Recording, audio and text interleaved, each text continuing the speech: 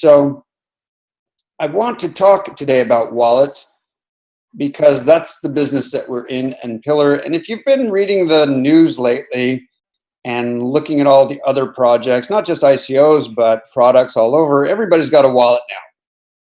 So wallets are everywhere, and almost everybody kind of has to have a wallet. And people are inventing their own, mostly, and talking about their features. I've heard about wallets that are coming out with lots of sales gimmicks so that they will go viral and they will have lots of prizes and things like that. So we at Pillar are off to a bit of a late start. We want to, dominate the wallet world with the source wallet. And, the only way is in London by building community product. So on the one, announce it, and this write a single, but we could just really build a strong community of people who will build our open source project with us and for us. And we're not going to do either of those. We're going to have a team that's building the core wallet. That's kind of, think of it as kind of the core that sort of marches along and gets better and better and better over time. But what we want is a lot of activity around. And we want the ratio of what we do to what other people do to be about 20-1. We want to really concentrate on our community so that they can just take what we've got and run with it and build on top of it and build on the side of it and build what they need to solve their problem. So that's why we're talking about Wallet Lab. Now, Wallet Lab has two components. It has an online component and it has a real life event and space component. So what I'm looking for Wallet Lab is going to be a website. We have a domain, like we have walletlab.net, we have walletlab.org. I contacted the guy who has walletlab.com. I haven't heard back from him, but we want a website, and we want this website to be kind of a 24/7 running hackathon, online hackathon for wallets. And I want this to run a really wide spectrum from, infrastructure coding to, building the application and having the application be on on Android and on iOS and also on a web browser, to doing anthropological work to understand users, to do user-centered design, to do customer journey, UX, UI, branding, how it gets adopted.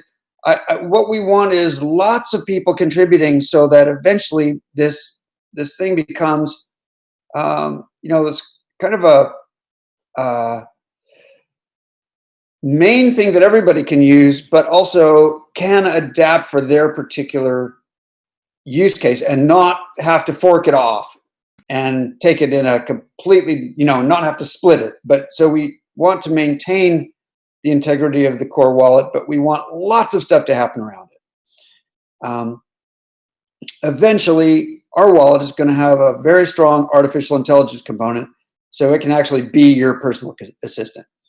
But to get there, we need to take a lot of small steps. And so this first core wallet will just have a very small number of features just to get going and build on top. Our goal, for the next couple of months is build a single wallet that's easy to use, that lets you transfer Ether in, see your Ether, transfer Ether out. We'll deal with other things later. We want it to be so easy to use that your grandmother can use it, right? The grandmother use case is important to us.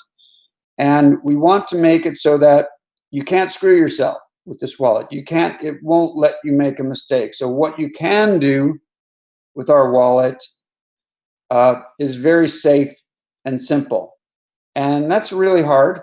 There's not only solid core programming going on there. There's a lot of user-centered design that has to come to it.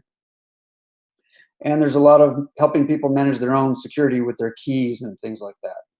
And we want to harness the power of the crowd to do this because it's open source, and we think that lots of companies should have a vested interest in paying their people to be on our team. So, my hope for the end of the year is that literally there are about 30 full-time people working on this wallet, only about 10 or 12 of which work for us. And 6-8 months from now, it's more like 60 or 80 people working on this wallet and only 15 of us at Pillar. So we have a lot to do to build this community, and that's what we're having a meeting about. I've got 2 more things to mention. So, and then we'll kind of open it up. So the first is that we want to have an event, and we want Vitor to come for that event. And we may even want to have a series of events in different places. And this is what we call Wallet Camp. There's just too many companies reinventing the wheel here. There's no reason that for-profit companies can't just grab our open source code and use it for whatever they want. There's too many people making wallets now. So we want to have a camp, and the idea of the camp is to come together and really hammer on use cases and solving use cases, and writing code that addresses use cases, and build this community in person as well as online. And I imagine quite a few wallet camps. I mean, if you think about it, we have this, I hope, very active online community, Wallet Lab, and I don't know, 2-3 months, we have a wallet camp.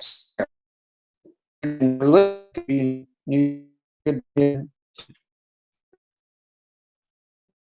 Australia. Kind of people want to set one. You're breaking up. There is no my change anything.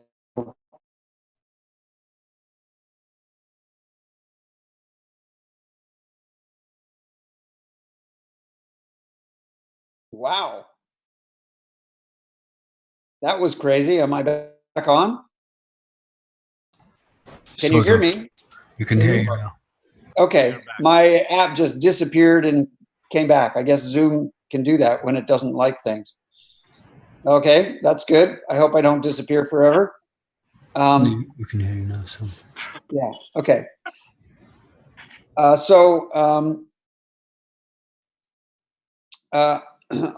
want to start the wallet camp in the end of September if we can. I'm not worried about space. We'll find space someplace here in London. I'm in London now. And in fact, I have a meeting at Skills Matter on Wednesday to talk about this. And we'll find space. What I want to do is nail down the dates and get up a website. The website should really be the Wallet Lab website and kind of have a wallet camp part of it.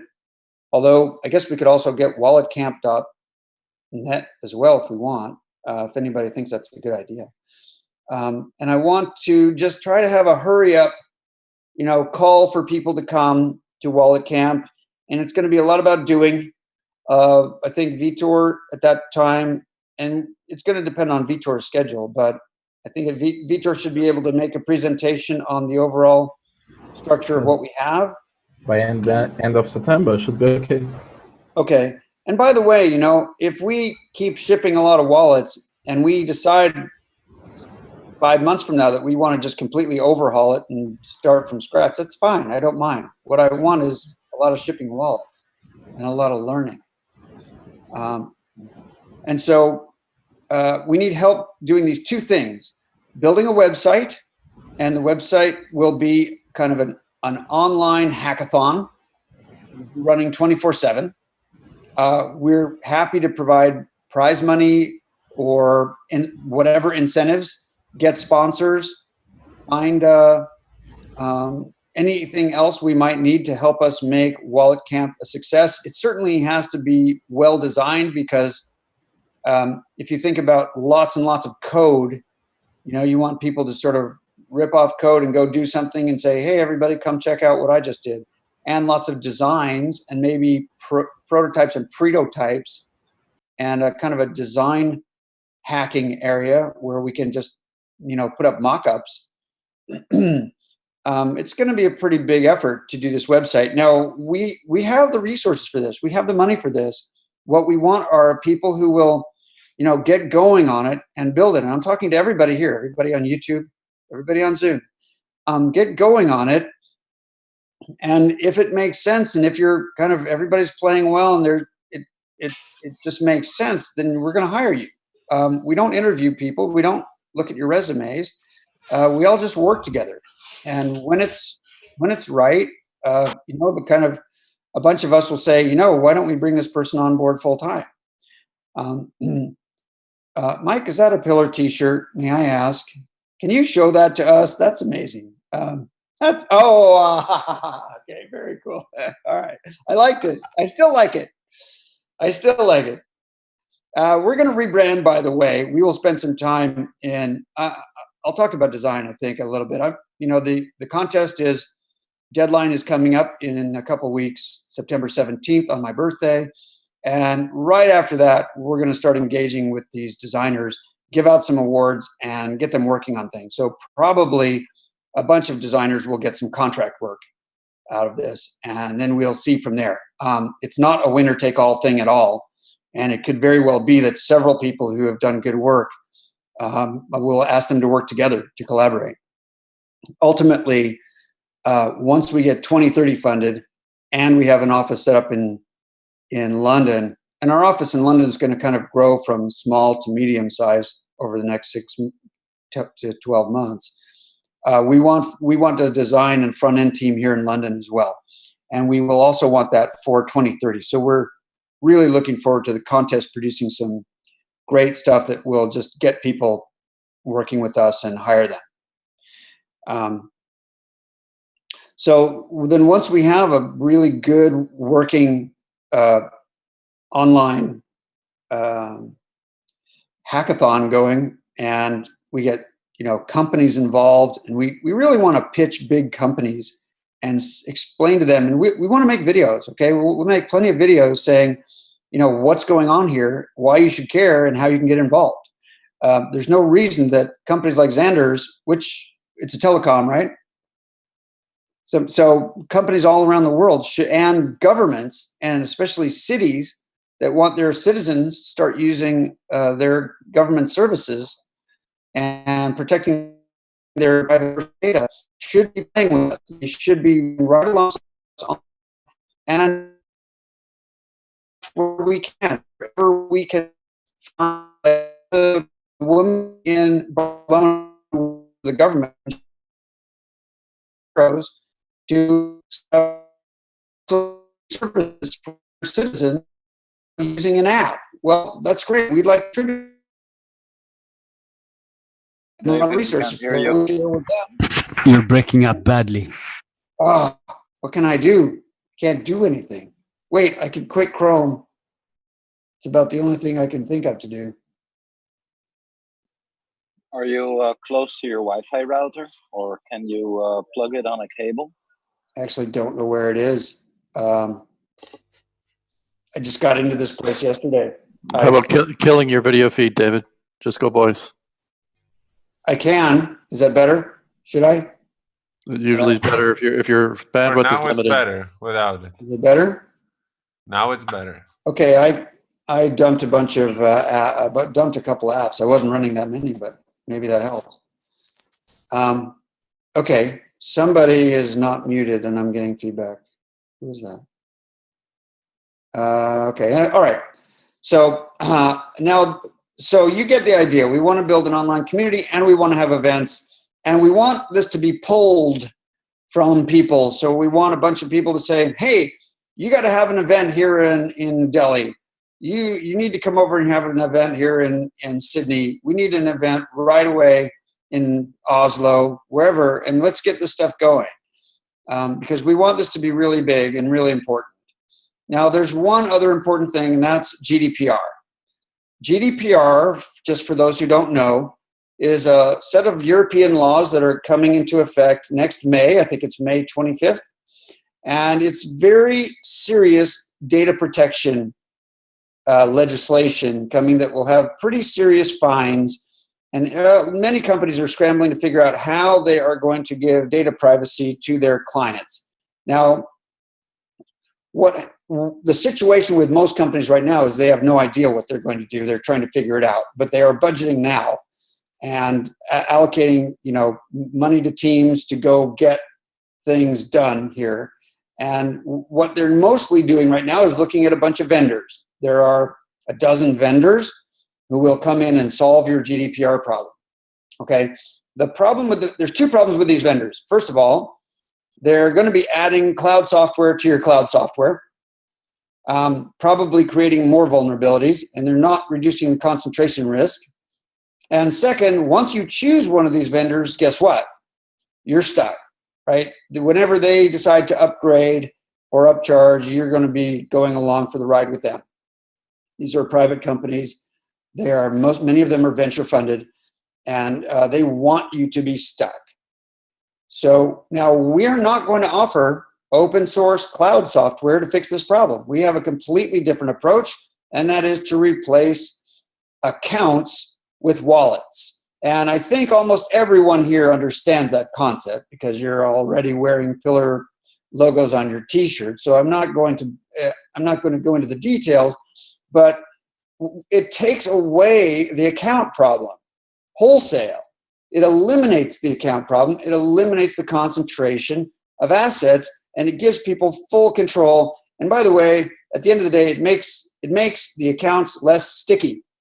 And if your marketing problem has a problem with that, then they can join the dinosaur group keep the head in the sand with the other ostriches. But the companies that can see that replacing accounts entirely is a pretty good idea and is worth looking into. Now, I wish I had a product for them right now. I really wish I had a product for them. The faster we can go, the better. Anybody who shows up in Wallet Lab and just can make product stuff happen and get demos and get things built so that we can get this stuff in front of companies that have accounts, I want to hire these people. So don't ask, just build. And the other thing we need is a way to get into decision makers at companies to convince them that even though we don't have any code yet, hang on, we've got until May, and our goal is to get the first versions of this stuff out for you in December, January timeframe, and build confidence that this solution will actually work. It might be fairly simple at the beginning, so it may not replicate the full functionality you have with accounts now, but it's a better approach. It'll be fully GDPR compliant, that's for sure. And the more people who contribute to it, I think the better it will be and the better chance we have to have adoption. If we have to eventually kind of split off a GDPR wallet for some reason, we could, but I mean, the goal of the whole Pillar project is GDPR compliant from the beginning anyway. So I hope that we can put together not just coders, but also interface people, and also we have to sell it. There's no question. We have to overcome objections that people will have about this. Who has a mic open? Okay.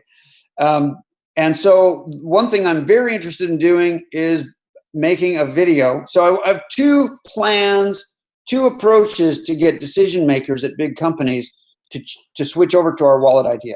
One is we get a lot of developers in our community who are from these big companies, people like developers who work at Xander's company and all over who work at companies, and get them involved with us. And then they can show their peers, and that can work its way up to the decision making and by showing demos. And the other way is we can have a nice website that explains in real simple terms for executives and managers and decision makers, here's what we're building and here's why it's important, and here's how to get started with us. And for that, we need a kind of a vision video, and I'm willing to fund that. No problem. I'm looking for a team to kind of put those storyboards together, and then we write a script you need a script for a video. It doesn't make sense to go talk to video companies until you have a script. So you kind of need to have your use cases and your problems you want to solve, and then write a script. And then we can go to any number of video companies who want to help us. Any video companies that are jumping in and helping us now, we want to see them participate. And when it works well, we want to pay them.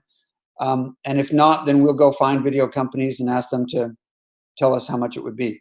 I have no problem paying for a video, and would love to have it out by, say, end of October, or even sooner. I don't mind having a bad video done by the end of September, right? Then we can make it better. So that is the basic approach. We want to have Wallet Lab, we want to have events, and we want to have a good website for what we call the Pillar OEM wallet. And if you don't like that name, I haven't heard a better one, but if we find a better name, that's fine.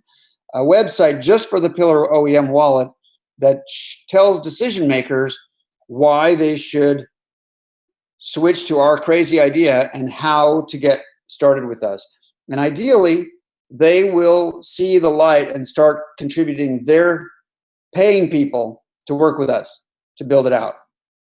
If it's a phone company, they're going to have certain phone things. If it's a business networking site, then they're going to have their requirements. If it's e-commerce, then they're going to. So we're going to kind of map these use cases out, because you can imagine that providing wallets for a patient inside of a healthcare system is about one of the hardest things you can do, because their data is everywhere and it's kind of locked into all these different departments.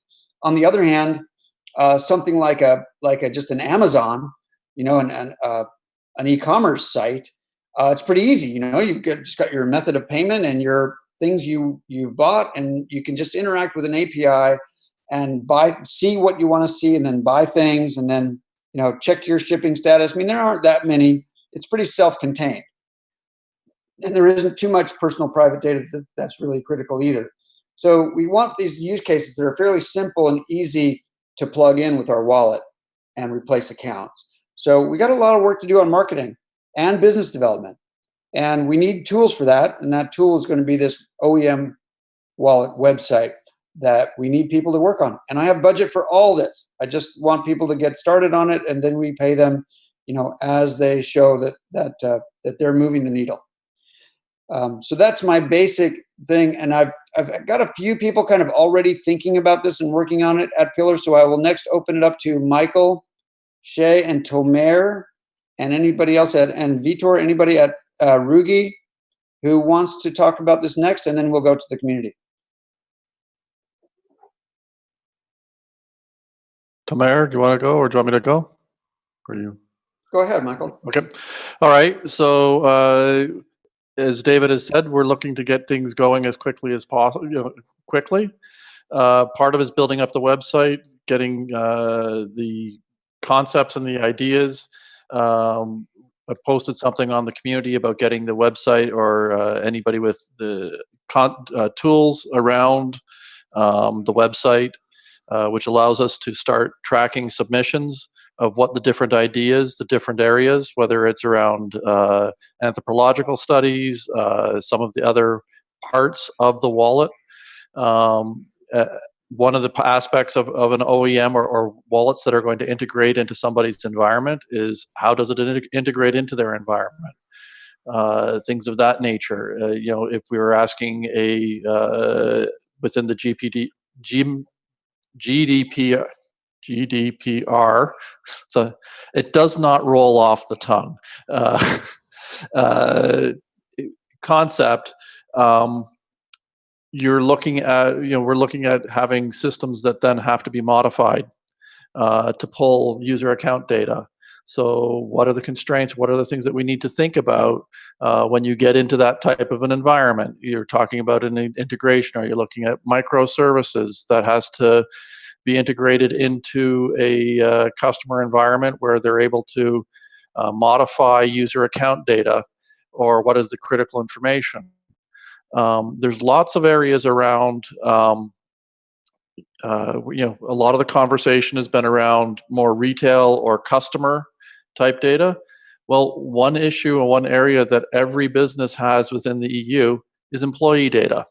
Employee data is the exact same data as considered the same from a data privacy perspective as customer data.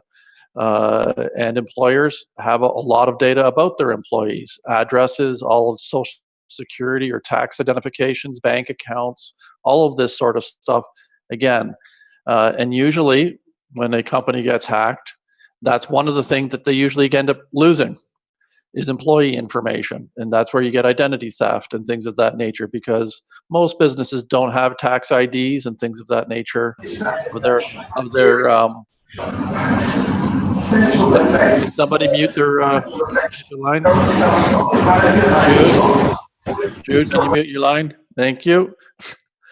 So that's where we're looking at. So these are the types of concepts and ideas within the Wallet Lab. The idea, one of the ideas is to have the community create, log or track what they are doing within the website, the Wallet Lab website.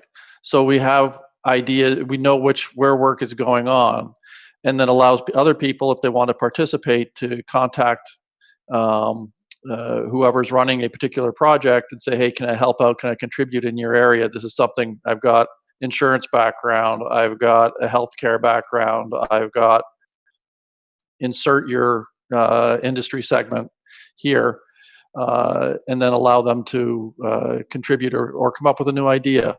And then so the idea really is to build and use the total community knowledge and experience, either from a direct industry experience, a technology experience. If you've been working in areas where you've got direct experience with customer engagement systems or data quality systems and all of these integration points that exist in the business, what is the best way for us to integrate into a customer into a business environment? Is it, one of the challenges that all these businesses have is they can't throw out all of their existing systems, right? The cost is way too prohibitive to consider that. Well, how do you integrate in? What's the most cost-effective way for them to integrate in to let them get that get the benefit of what we're talking about here? So these are some of the concepts and some of the ideas. We look to get this website up as quickly as we can. We're looking to use whatever exists right now versus inventing something, and start to build this whole process up. And as David has talked about, whether it's contests, whether it's, I don't know, David, if the idea of sort of grant requests or funding requests, if somebody comes up with a concept that they want to validate and they want to do a submission for a grant request, if that's something that would be considerable or considered. Possibly. We also really want to harness the power of companies out there that have budget for this already, and they'll pay too. So maybe, we can get kind of a group of companies to put some combined budget together. It's going to have to be evolve. Correct. Yeah, I agree. Whatever it means, whatever opportunities come up, we'll try. Mm-hmm. Just to add to what you're saying, there's also conversion. What's the word I was thinking of? Extracting the existing data and then giving people wallets. I mean, you kind of want to just email them and say, hey, your wallet's ready, download it. We have to educate. How do you educate that user base? Right. And then onboarding. Mm-hmm. Right. So lots of moving parts here that we all have to build the complete customer journey from I have an account on, PayPal or wherever, to now I don't have an account there. I have a wallet. Right. And it's secure, and I can always reinstate it in case I lose, the app and all that stuff. It's a lot of stuff. But I really hope that by January, February, we have some, and, one of the things that will help is just focus, right? Just take a use case that's pretty simple, and I don't know what it is yet, whether it's e-commerce or government, I don't know, something, and just try to ship that so that it works, right? Because then we can always expand it once we have the narrow case worked out. So that's some of the ideas that we're looking at from the Wallet Lab. I mean, is to how to, as David has mentioned, how do we get this going and harness the community. There are lots of dimensions here. It's not just technology. It is, if we've shifted to, if the business has shifted to a wallet for tracking their user accounts, and the users in this case, let's say, is an employee, how do you educate the employee, right? How do they understand what's involved here? Is this something that's different than if they have cryptocurrencies? Is it a different wallet? Is it something specifically for personal information versus a financial thing? So these are all dimensions that are real issues that have to be dealt with in order to ensure success. So we are looking, if you know folks that have experienced backgrounds in anthropological areas or user journeys, user experience journeys, that type of skill set is absolutely needed. It's not, we're not just talking about tech geeks who are going to hack code, right? This is really a full dimensional problem here that needs to be solved very well in order to ensure success. Tamara, do you have anything? Yeah, I mean, there are obviously a lot of components here from product perspective, design perspective. One aspect that I will definitely add here is the sales and business development angle. The fun part of being an open source project is that you can be friends with a lot of people, very different, type of people. Meaning that when you're a for-profit company, immediately there are some, interest, revenue, business models that come into play. And when you're an open source project such as ours, that at the end of the day, the idea is to make a change for society, you can run things in various, in very different angles. So that's extremely interesting. Not everybody, for example, that is doing already something today for GDPR is necessarily a competitor. They can turn tomorrow to be alliances, to be partners, and we can work on something maybe together because they are already approaching those clients, those companies, and they can be our enablers to push that wallet into the users. So some of these companies are already out there. There are a lot of other companies around that, whether there are consultants, integrators, vendors, and many others that we can approach from a business development perspective and say, we can work together. Because at the end of the day, we don't care about, we don't need it. It's not about us having a revenue stream. It's about us making sure that our wallet is in every possible place that we can get it. So if we can be an enabler for them to have, to create another business, another line of business, another additional revenue stream, and so on and so forth, that could be fantastic. And I'm already speaking with various people. All the security, the IT security industry today is, in full exploration on, how they can leverage blockchain, because they haven't really tapped into that yet. How they can leverage blockchain, how they can integrate blockchain into their existing business model, into their existing business to create the future products and services of their companies. So, there are very interesting discussions that we can have, with consultants, with integrators, with vendors, and they already have those clients. They have those companies. They can go to those e-commerce companies or the retail companies or whatever, and they can bring via those companies. They can bring the users to whom we're going to push those wallets. So, from a business development and a sales perspective, I'm also looking forward to harness the community here, because as you can see here, if you haven't opened up the chat tab here, you have already some suggestion from the community.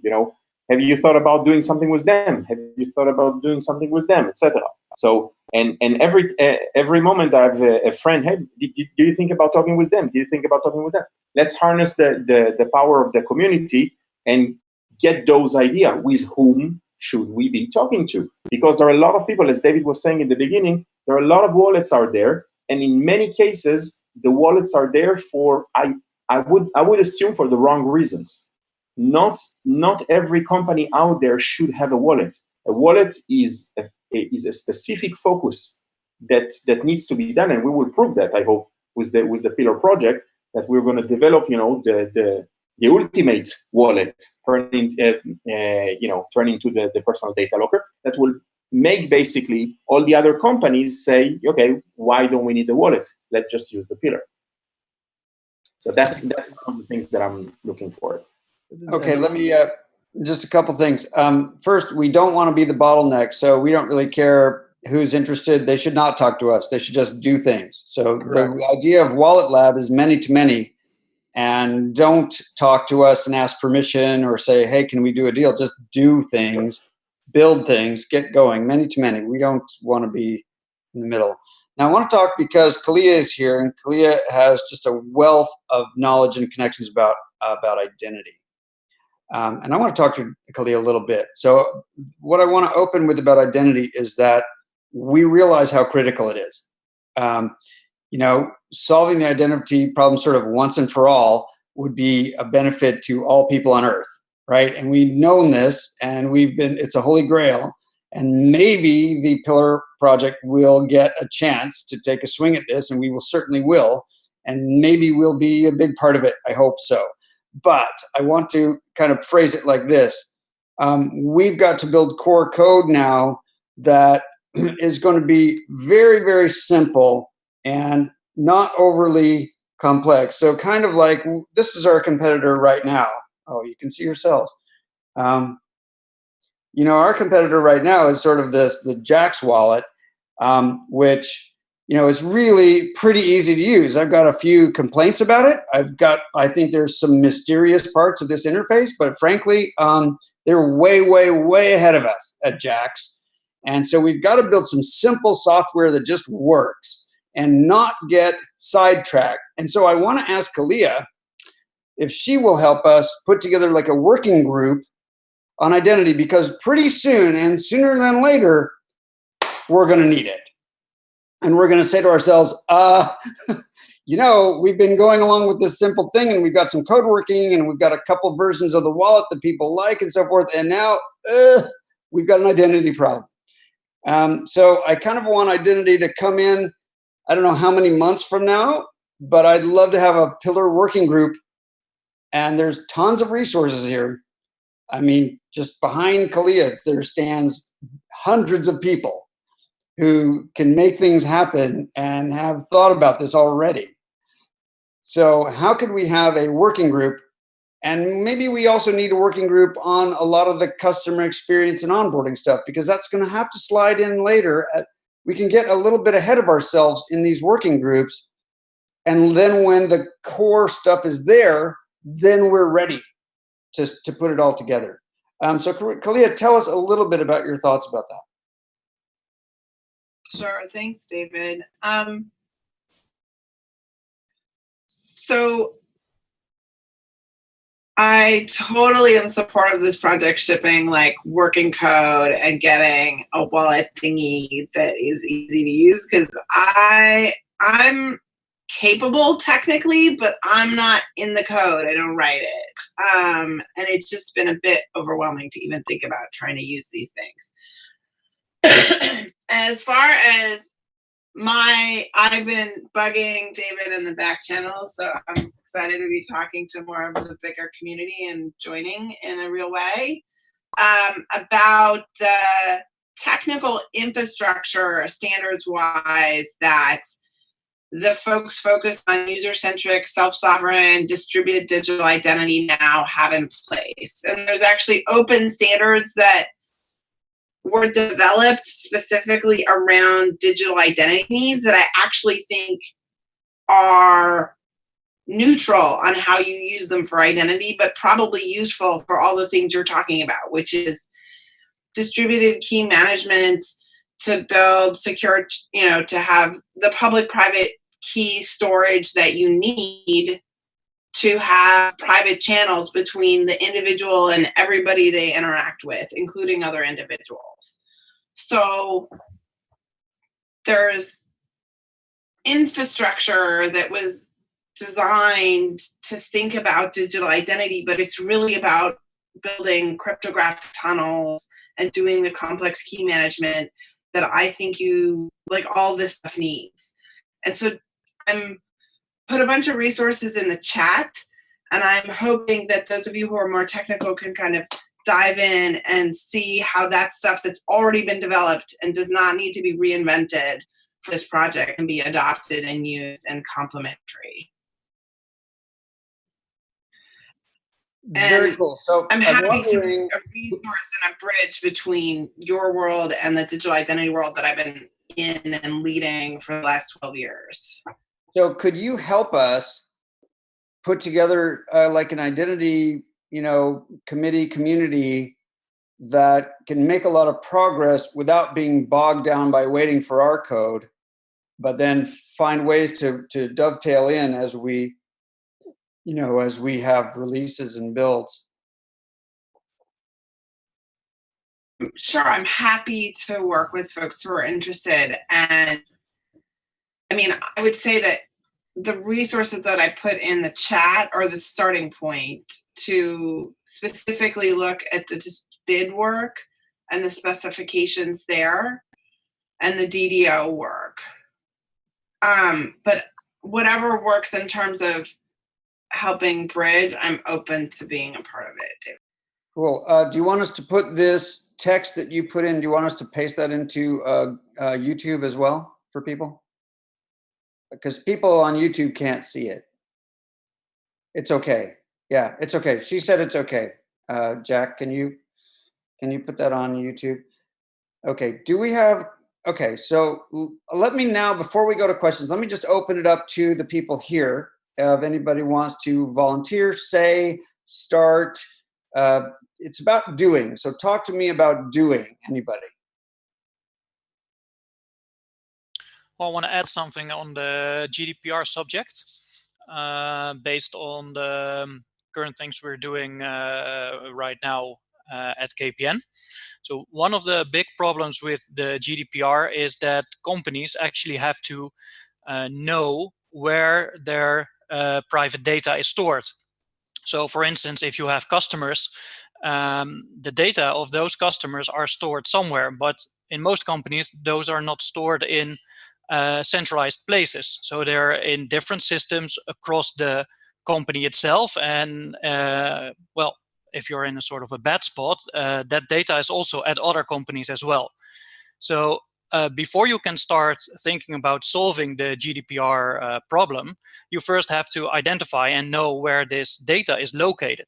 That's like the first challenge they have to do, and that's a pretty tough one. And I think that's also the largest selling point for Pillar, because you know where the data is. It's like right there in your Pillar wallet. So that solves maybe the biggest problem of them all. And if you are later down the line looking at things like data portability, removal or changing of that personal data, well, that problem is sort of already solved if you use your Pillar wallet.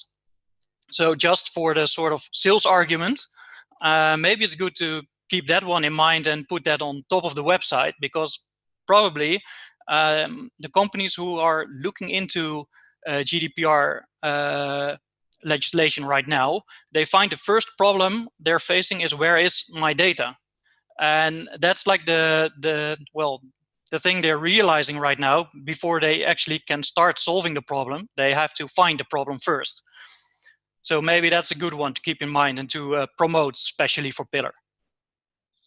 Right. So one thing we could really use is like a migration task force, right? What is the journey of the company to get themselves from where they are to set up with the Pillar and educate and onboard and support their people? And for a long time, there's going to be both, right? Some people will have wallets and some people will have accounts. That's for sure. right? So you're going to have at the beginning 1% of people have wallets, right? Then 2%, 5%, 10%, right? And then some years later, maybe we can get rid of the accounts, but we're going to have both for a long time, right? The other thing is GDPR has one aspect called the right to be forgotten, and that means that companies have to give up all their stuff and make it so it was like the person was never there, or in some way compliant with all the other legal laws that require record keeping, isn't any longer active in the system. And the great thing about the personal data locker is, great, you store all your stuff on your own and you engage with a system, and then you want to be forgotten, great, disengage. But you're not leaving your data behind. It's not lost and gone forever. You've always got it, and it's under your control. This is like, it just automatically handles these much of GDPR without any problem. So subgroups, working groups, divide and conquer. Anybody else? I think the other part about GDPR as well, there's a large chunk of GDPR is in the legal and the business process space. So it is working with organizations, and so that there are organizations that are set up that are attacking this legal environment change. And so Tomar, from a business development, it's no threat to the organizations that are in partnering with them. It's helping provide a solution. A large chunk of this falls around determining what the business process, because there's also my understanding is that when a customer or a former employee approaches a business, the business must respond within a set number of hours.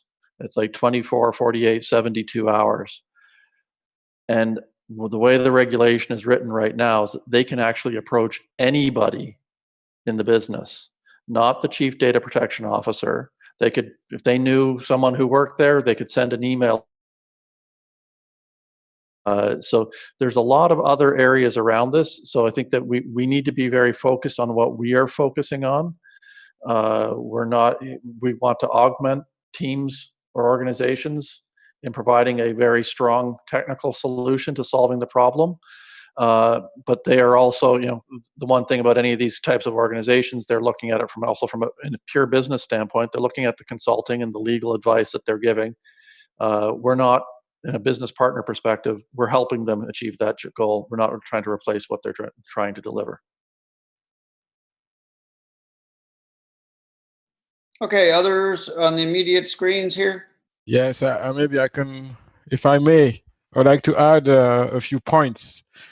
I think something that we shouldn't overlook is what some competitors are doing. They might become partners as we move on, but we can start looking at what they're doing. Could be interesting to have some log where we put whatever is happening on the market to keep an eye on it regularly. The reason I'm saying this is because I saw there is a project, which is a Canadian company, that is providing a secure ID for citizens. And they're partnering with IBM to do that on a blockchain kind of a solution. So we need to really make sure that we see what they're doing and make sure that we position ourselves in comparison. And also another point would be, I think as we presenting a wallet to replace all the accounts, we should also be looking into what we generally call single sign-on. That is, you keep in a place where you have a single account and you can use it on different servers and applications. So this single sign-on will become the single wallet kind of things. So it's a bit in line with what Kalia was saying earlier, basically. Yeah. Okay, anybody else? Yeah, hi, David. This is Brian Feinberg. How you doing? So, listen, I really appreciate what's going on here, because I think, the innovation that is going to be derived from this collective think tank is going to create best-of-class standards. especially across the wallet environment. I have been recently appointed to Finicom's ICO standards board, which is trying to also establish a high level of standards for the way ICOs are not only being looked at, but kind of what is going on underneath there. And we all know that the wallet security right now is vulnerable across these landscapes. And I want to be able to kind of use what's derived out of this, out of what Pillar is doing, and bring that across our board environment to be able to use this as a standard across the industry. So I'm looking to get as much technical information as I can to do our own due diligence, but also to be able to interface better with Pillar on this front. Awesome. You know, the cool thing about ICOs is they are not exchanges. So we don't need an exchange to let someone just, you know, buy tokens using Ether, like with one touch, basically, instead of all this ridiculous stuff people go through to go to my Ether wallet and everything and screw it up and get phished and all that stuff. It could be one touch, and that's without an exchange at all. You don't need an exchange because you got a fixed rate at which you buy tokens. Now later, when they're on the open market, that's different, and those exchanges have more, legal, requirements, and there's a lot of issues around exchanges. And by the way, I'd love to have an exchange working group because we don't want to integrate one exchange like Shapeshift. We will not do that. We want to, do this, what we call semantic search, be able to interface with all exchanges and get all bids and asks and use the entire order book from the web from all exchanges. And that's something we want to partner up with other groups. And there are a couple of new protocols coming out for this kind of web-wide exchange. And that's a working group we want to establish as well. Anybody else want to talk about kind of Wallet Lab, the website? How can we build Wallet Lab, the website, and the innovation hub?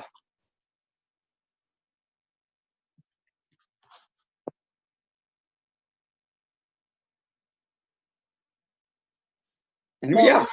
If I may speak, I think one main point, it's like a board that we need to have the ideas or the things that we need to be like pinned somewhere. And that's what I was just asking here in the chat, like if we already have some kind of task manager like Trello or Jira. I think for anybody who wants to jump in and start contributing, we need to know what needs to be done, right? And if it can be simply posted, like, okay, so we need the user, like the part of the menu where it is your own profile. What is the information that is going to be displayed there? Just my name, just my last name, email, all these details. In the design point of view, it's good to have like a wireframe. And so if the website can have this part where it's kind of a task manager, I think that would help with already being a lab, sort of say, like if we had a whiteboard behind us. Let me address that a little bit, because that's a kind of a linear product development process where it's kind of driven by marketing requirements and stuff. And what we want is an explosion of experiments. So we want it to be very nonlinear. And we want it to be just like a full 24/7 hackathon with people. So we were very multidimensional. Right. So in that case, like jobs to be done, I don't know what the jobs to be done are. Like tinker away and hack away and find out something that then you can share with people. So it's more like this kind of, cellular automata, all kind of just moving around and sort of sharing and combining and recombining and exploding. And so I'd hate to lock it into a kind of a task manager thing. So one thing I want to ask everybody listening and everybody here to do is find us examples of websites where they're doing online hackathons or contribution communities. An example is experiment.com. Another one is Top Coder. If anybody has seen Top Coder, it's like 600,000 people collaborating. Biomimicry is another one. Biomimicry. Top Coder is unbelievable because it has scaled up so big. That's the kind of stuff we need, where there's hundreds and hundreds, maybe thousands of little pockets of development, exploration. I think you have to also, kind of create the outreach right to the developer community and speaking their language, giving them easy gateway to be able to come in and either design prototypes or, contribute in very much a GitHub kind of way. So the toolkits are really important for them, and the incentive should be there. And the incentive is, to get their code on the credit list. Yeah, and I think one of the things that we want to be careful is things like GitHub from a pure development standpoint, GitHub and the existing ecosystem that is well established. I don't think from the lab perspective, we're not looking to replace or put something like that in place. What we want is from a website perspective, is a place where someone can come and say, this is what I'm working on. If you're interested, here's the GitHub link, here's the GitHub name, come join the project, participate.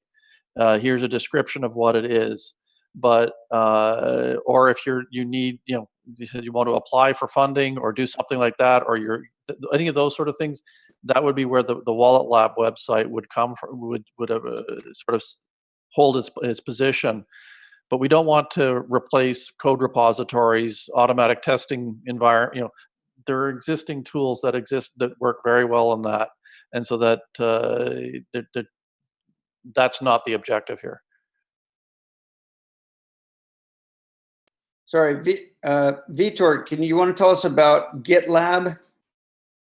GitLab is a standard tool. I think most people who are developers know it. I have an instance running. I don't think the projects aren't public yet, but should be soon. It's running on gitlab.pillarproject.io. It's a well-common tool. I think most devs should know it, and we should post the projects there as soon as they're available. But would GitLab be our front-end interface for this whole Wallet Lab, or would it just be? No. I don't think I agree with Michael Chi that this should be our interface. GitLab is a developer tool. It holds code. It holds tasks. It should have something more open to people to explore and to interact and submit things that are not code, like user case or design experiences. And we should think for the Wallet Lab. I think GitLab does not fit the bill. What do people think about gamification? We could have several categories and prizes and leaderboards for people working on different aspects. Well, it works great in other developer tools, right? I think most people who are devs get very happy when they see their GitHub ticking and all the squares in green because they're contributing every day. Works well for Stack Overflow too. I like the. Sure. Sorry, I like the idea of gamification. I think prizes are really good, even if they're small. Just recognition of people for like each individual thing, I think helps a lot. Like if you get task A, then you go to task B and C. But I think little recognition along the way helps a lot. Keeps people motivated. There's something I'd like to add for Thais. Thais said, right now there's no trial board. There's no something. If you want to collaborate, the best way to start now is to join Mattermost and to ask. There are always people asking. Right now there's a designer group looking for testers. We always asking for volunteers for a task or another. So if you want to collaborate, Mattermost for consumers. So you can imagine this core code like a Swiss Army knife, with all kinds of things that go off. For example, nonprofits. Here's a good example, okay? A giving wallet, okay? You've got a company that helps. There's a really cool company called Amando that helps people give money, and it helps by providing APIs and systems so that companies can do matching funds when there's like a hurricane that hits Houston or a flood somewhere, and so they have a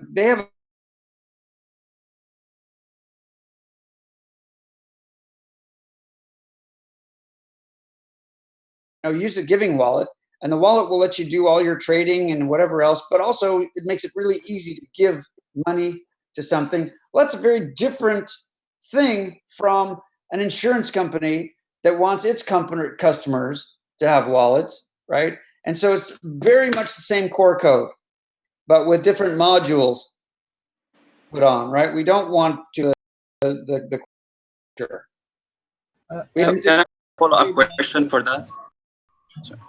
So I mean, for example, the consumer wallet, we want it to have 20, 30, 50 cryptocurrencies and 100 tokens. A lot of people want that, but when you go to some OEM, they may not want that at all. Well, yeah, particularly if you're talking a business environment, things like tokens may be completely inappropriate, right? Right. They may want specifically not allow it. And one thing real quickly, Aman, is that how you say your name? I think Ayman, sorry. I think one of the important things about the OEM Guys, wallet. one second. There's some problem with the stream buffering. It's trying to come back up, but just give it 1 minute to come back up.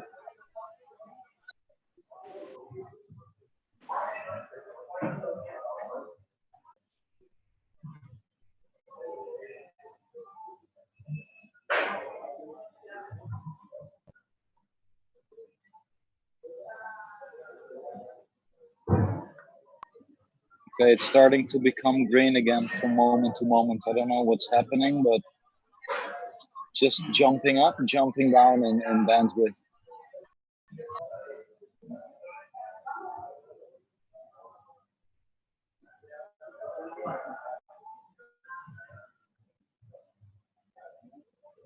Did I mention that we need more women on the team? Several times.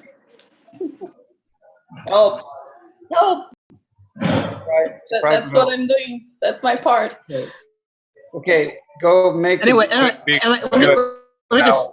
just finish my point is that the OEM wallet is really good for helping us reach critical mass and adoption, because like David had mentioned, there's all these different businesses that some business may have 10,000 people, 100,000 people, 1 million people.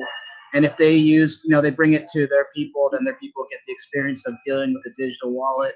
So it can basically run in parallel at the same time as we do our outreach for the personal people, for individuals. But it'll help, reach that critical. Identifying this is let's say a Macy's customer, and so does it make sense? Yeah, so the consumer will not have two wallets, right? The wallet will have several personas, right? So you might be an employee of IBM, you might be part of a soccer community, and you might be a single mom, and you might be, whatever else. And those would essentially be, different parts of the wallet that would have different sets of permissions and so forth. Got it. Right. But So you can imagine kind of an OEM going to the site and sort of configuring the stuff that they need, and then giving that to people, and then they get it, and they learn over time they can do so much more with it. That makes a lot more sense now. So it's still the personal data locker, but then one page or one of the available, tabs there is that is owned by the companies. Something like that. Got it. Right. Thank you so much. It's designed for you to interact with a specific company, but then you can have other personas. And by the way, I write a lot about this in my book from 8 years ago now, Pull, which I recommend. It's actually not a bad read at this point. It's like $8 at Amazon for the Kindle version. Okay, I would like to open it up to the greater community. Anybody else though want to just on the screen make any comments in our group here?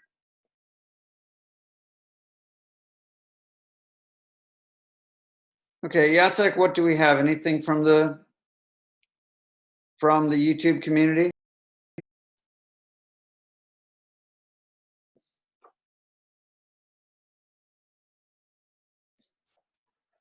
Anybody else? And Jacek, anything from YouTube? We've been going about a little more than an hour now, so I don't mind if we wrap up. Sorry? Can you repeat, David, because I was out? Is there anything? No. Is there any questions from the YouTube audience that we should answer? There are some questions. I was collecting them. First question was, how soon is the OEM wallet coming out? And question about, yeah, you can go. No, the first question is, what exchange are the pillar tokens going to be listed on? Exactly. That's the first exchange. It's always Wrong. the first. There was Okay. none today. None of that. Another question. Do we plan to come up with a development milestone roadmap for this product to end of the year 2017 for this deliverable? No, we don't do roadmaps. Sorry. We iterate and build, and we let people know, or you can come see in Wallet Lab how we're doing. And we always try to deliver a wallet a week, we hope. And we hope the community will deliver many wallets a week. I mean, so it's just going to be an organic explosion of stuff. And when it looks like there's something ready to release, we could put a release team on it and go try to start really beta testing it and solidify it and get it ready for a release. By the way, Xander, if you want to put together a wallet camp event in Amsterdam, we'd love to support that. So let's go to B Amsterdam and set it up. I've got plenty. We both have plenty of connections there, I'm sure. And yeah, I'm already talking to some people over here, trying to get them warmed up. And, well, let's try to build some community there and get a few companies and a few startups and startup bootcamp guys, and let's get it rolling over there. 2 days of wallet camp in Amsterdam. I'd love to do one in Berlin, by the way. Like to do one wherever we've got a bunch of companies who will sponsor it and say, well, we don't know what this is, but we're willing to find out by sponsoring a day or two. See what we can build. Okay, from YouTube, anything else? Will OEM wallet be separate, or can it integrate with Pillar data lockers so employee can use same Pillar wallet authentication? No, actually, I asked this question earlier. It was answered. So we answered that. Thank you. Okay, sorry guys. My question. No worries. Okay, another one. Is the Pillar team looking at claims-based identity management? Who asked that? Black Angus, our viewer from YouTube. We welcome Black Angus to join our identity subcommittee, because obviously Black Angus knows a bit about identity, and these are the kinds of people we are looking for to join Kalia and the other exciting, enthusiastic people in our identity community. So come to pillarproject.io/community, get into our Mattermost, and we'll put an identity group together there. There isn't one now, but we're going to make one soon. Make one tonight. Look for the channels. Cool. And the last one, I think that was posted there. What about Pillar hosting conference call to invite potential companies to view our prospective solution by middle October? That was specific date proposed. Well, I want to have the video first. I want to have a 2 or 3 minute video that corporate people can see and get it right away. Just like we have a good video on our website now that talks about the wallet, I want to make an OEM video. So that's next, and then we'll take it from there and see what to do after we can explain it to people. Also, there's one more thing. Let me remind everybody here and everybody watching. Right now, there are GDPR events. There are data privacy and protection events. There are personal data management events. There's identity events that Kalia runs. There's events out there, and the next couple of months are full of them. In North America, in Europe, in Asia, there's tons of them. We need to get out and get to the events and start evangelizing, learning, meeting, making connections, telling people about what's going on, finding people who are doing things and trying to figure out how to work with them. Look at those calendars, especially things like GDPR, data privacy events. There's 100 of them in the next 60 days we should be getting to. All of us. Everybody here should at least go to 1 or 2 events in September and try to feed that information back into our community.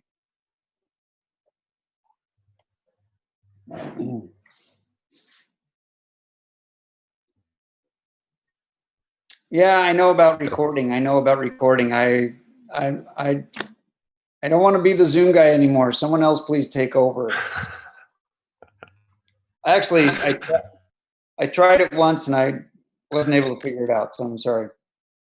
Because we want to have very short meetings if you want the host, David. We want to live stream to YouTube. That's the thing. So and you got to capture voice and everything. I don't want to deal with it. Talk to Ralph. Yeah, it was just a suggestion because there was plenty of nice comments and ideas that came out while the stream wasn't working. So we'll just have to keep doing one every week until we ship a wallet. Okay. Yeah. Anything else from YouTube, and we'll wrap up here. I'm checking, but I think we have it all. Yeah, nothing new on my side. Okay, everybody. Thank you so much for joining. I hope that in a couple of months our Pillar store is open and we can all get our T-shirts and Pillar mugs and Pillar hats and balloons and whatever else. Hair accessories. That'd be good. So next step Shout out to Mike, who was not waiting for that. So next step is to Thursday in London. Fly in. We've got an event Thursday evening at 6 o'clock.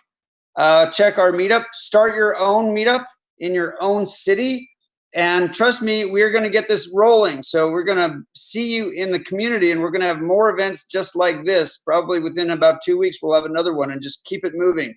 Now is the time. Thank you very much, everybody. Thanks so much. Thank you all. See you in the community. Okay. Thanks, everyone. Bye, people. Night. Bye.